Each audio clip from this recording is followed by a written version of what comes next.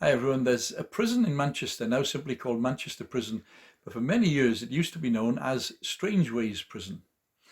I want us to look at another prison that I would also describe as Strangeways, Strangeways Prison, and it's found in Acts chapter 12. And I'm going to read from verse 1 to 19, okay? It was about this time that King Herod arrested some who belonged to the church, intending to persecute them. He had James, the brother of John, put to death with the sword. When he saw that this met with approval among the Jews, he proceeded to seize Peter also. This happened during the festival of unleavened bread. After arresting him, he put him in prison, handing him over to be guarded by 4 squads of 4 soldiers each. Herod intended to bring him out for public trial after the Passover. So Peter was kept in prison, but the church was earnestly praying to God for him. The night before Herod was to bring him to trial, Peter was sleeping between 2 soldiers, bound with 2 chains, and sentries stood guard at the entrance. Suddenly, an angel of the Lord appeared, and a light shone in the cell. He struck Peter on the side and woke him up. "Quick, get up," he said, and the chains fell off Peter's wrists. Then the angel said to him, "Put on your clothes and sandals." And Peter did so. "Wrap your cloak around you and follow me," the angel told him. Peter followed him out of the prison, but he had no idea that what the angel was doing was really happening. He thought he was seeing a vision. They passed the first and second guards and came to the iron gate leading to the city. It opened for them by itself, and they went through it. When they'd walked the length of one street, suddenly the angel left him. Then Peter came to himself and said, "Now I know without a doubt that the Lord has sent his angel and rescued me from Herod's clutches and from everything the Jewish people were hoping would happen." When this had dawned on him, he went to the house of Mary, the mother of John, also called Mark, where many people had gathered and were praying. Peter knocked at the outer entrance, and a servant named Rhoda came to answer the door. When she recognized Peter's voice, she was so overjoyed, she ran back without opening it and exclaimed, "Peter's at the door." "You're out of your mind," they told her. When she kept insisting that it was so, they said it must be his angel. But Peter kept on knocking, and when they opened the door and saw him, they were astonished. Peter motioned with his hand for them to be quiet and described how the Lord had brought him out of prison. "Tell James and the other brothers and sisters about this," he said, and then he left for another place. In the morning there was no small commotion among the soldiers as to what had become of Peter. After Herod had made a thorough search for him and did not find him, he cross-examined the guards and ordered that they be executed. Now, the book of Acts spans a period of about 30 years from start to finish. I know it's a little bit in the Bible, and so we think it's quite quick, but it spans the time from around 30 AD, when Jesus died, rose again, and when the church was born in the power of Pentecost, right up to the time when Paul was placed under house arrest at Rome between AD 60 and 62. And then after that, Paul was released for a time and then finally imprisoned at Rome and wrote his last letter to Timothy from prison before his execution in AD 65 or 66. But at the time of Peter's imprisonment, this wasn't just after the start of the church and not long after Jesus had risen and gone back into heaven. In Acts 12, it was some 14 years since the birth of the church. So a lot of things had gone on, but what lessons can we learn from this event in the life of Peter? Well, the first thing we can learn is this: in the midst of trouble, distress, and danger, Peter knew how to rest. Verse 6, the night before Herod was to bring him to trial, Peter was not pacing up and down and wringing his hands in despair, but he was sleeping between 2 soldiers. Now, Peter had suffered from sleeping sickness before. You might remember that in the Garden of Gethsemane. When Jesus asked him and James and John to stay awake, he slept through weariness.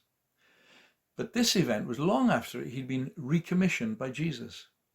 And we can contrast this prison event with the experience of Paul and Silas in the prison at Philippi. And we read about that in Acts 16.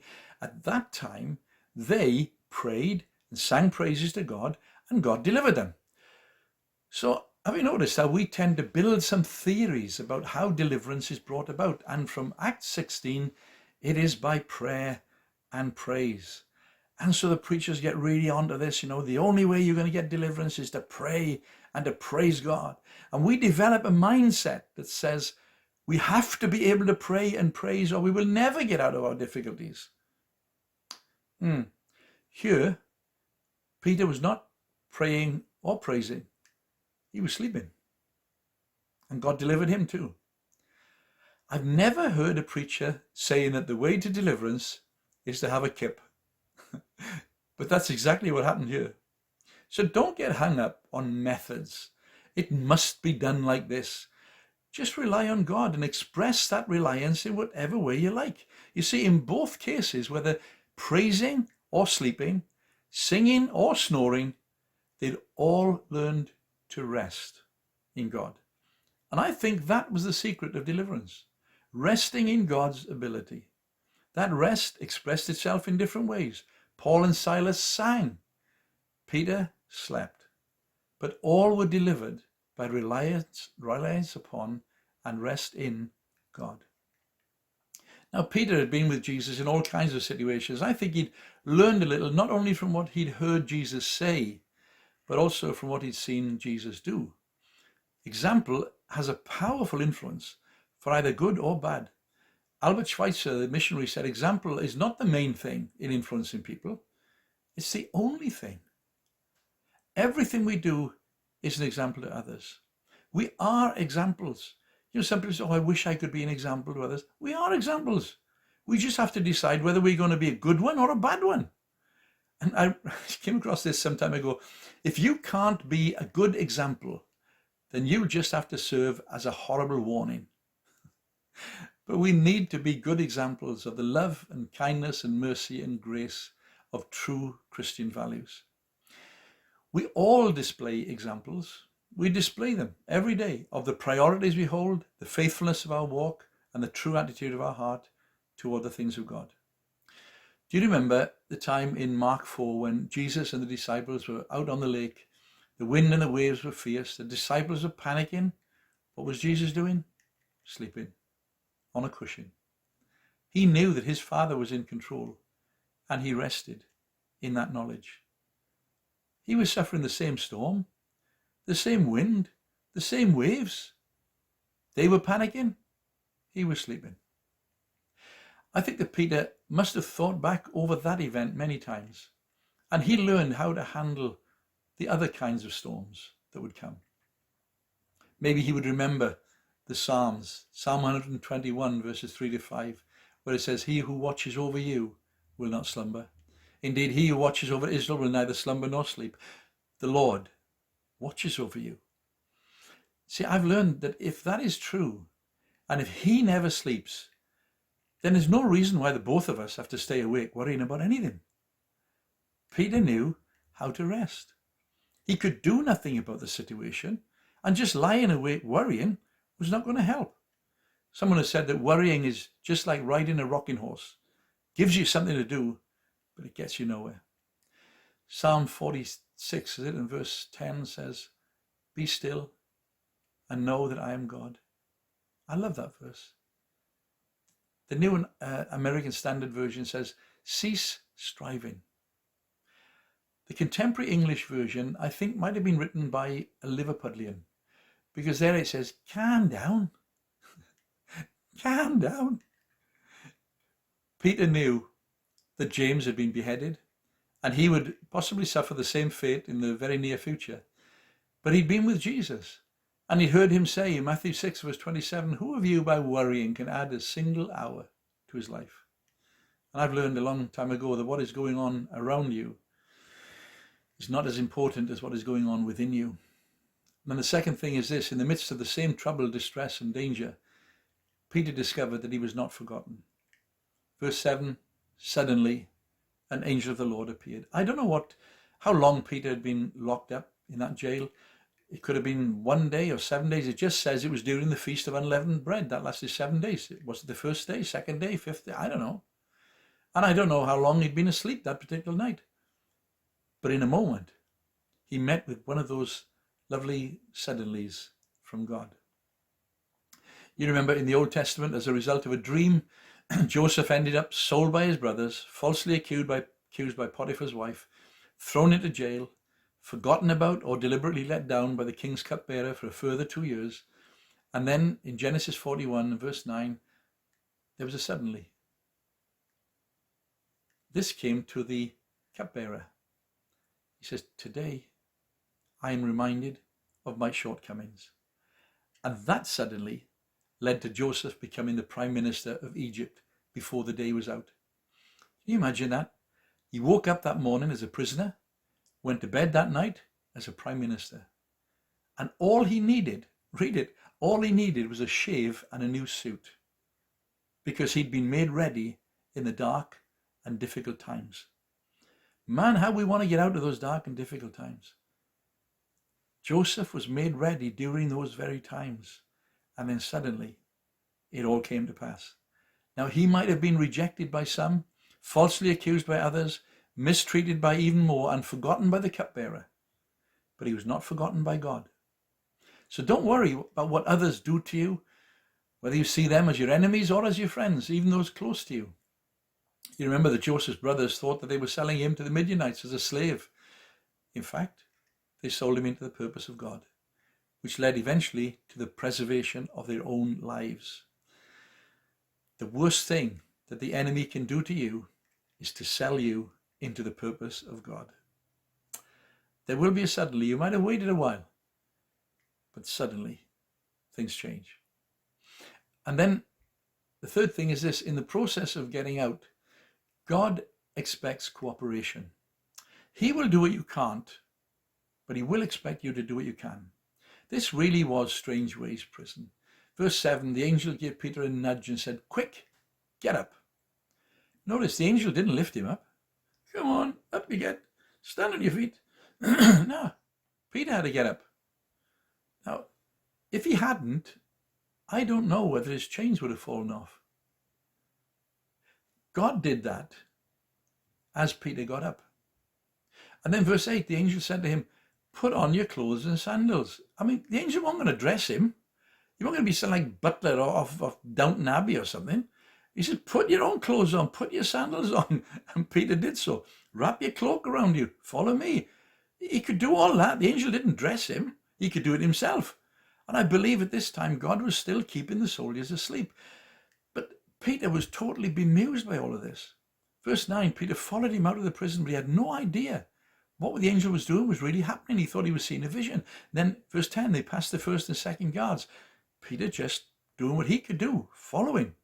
Then they came to the iron gate. Oh man, what's going to happen now? I can't open the iron gate. It opened by itself. God did that. They walked the length of one street. Then the angel left him because Peter knew where he was. He could find his own way from now on. So when will we learn that if we can just believe for the possible and take small or sometimes large steps of obedience and faith, we can trust God to do the impossible? Peter had to do what he could. Get up, get dressed, follow. And God did what he could not do. And as he obeyed and followed, chains fell off. Guards couldn't see him. The iron gate opened by itself. As Peter did the possible, God did the impossible. And we have to shake free from the limitation of what is and start living in the limitless possibility of what if. And then number 4, when God sets you free, even believers can initially be skeptical. Verses 12 to 16, it says that many people were gathered and praying in Mary's house. That was the mother of John Mark. Now, as I read this, I don't know what they were praying for. They could have been praying for a quick and painless death. Perhaps a change of mind on the part of Herod. But judging by the reaction of the disciples when the servant girl Rhoda came back from answering the door, it seems that deep down, maybe despite all their prayers and petitions, they were not really expecting God to do it this way. Not in the middle of the night, at least. Oh, Lord, let us have breakfast. No, this can't be Peter. Do you know what? I'm believing and praying for God to release people into his purpose for their lives. And when it happens, don't be surprised if even believers will initially be skeptical. No, this can't be him. This can't be her. What? That shy person, that insignificant individual. And you know, when Rhoda just ran off, Peter didn't take offense and walk away. disappointed and annoyed, he just kept on knocking. You don't think it is me, but I know it is me. It is me. Just let me in and we'll continue working together. You might have to work through the initial skepticism. Who does he think he is? Who does she think she is? And work through it, not by disappointment, walking away, being angry. Just make full proof of your ministry. Demonstrate the new you. Then number 5, when you were liberated, continue to move on. Verse 17, it says, he left for another place. Listen, there is always more to experiencing God. They could have had a wonderful time having, the great praise party about how he's been delivered and, put Peter on display and all this kind of stuff, but they didn't. He just left for another place. That wouldn't have helped anything, not in his purpose. And so he moved on. The testimony of many Christians hasn't changed for years. I gave my life to Christ X number of years ago. And I thank God I'm saved. Do you know what? There's a big difference between being born and living a life. And there's a big difference between being born again and living and growing in kingdom life. So it's time to move on to another place in God, to the next stage of what he has for you. We need to get to the next level, taking the next step. God is always into the next. There's always more in God, more to the possibilities of your life and your ministry. And then when you are liberated, the enemy is confused and damaged. You can read that for yourself, verses 18 to 19. There was a commotion amongst the soldiers, and the guards were executed. 4 squads of 4 soldiers, 16 soldiers lost 1 man. And then they lost their lives as a result. The very thing that kept Peter in bondage was destroyed.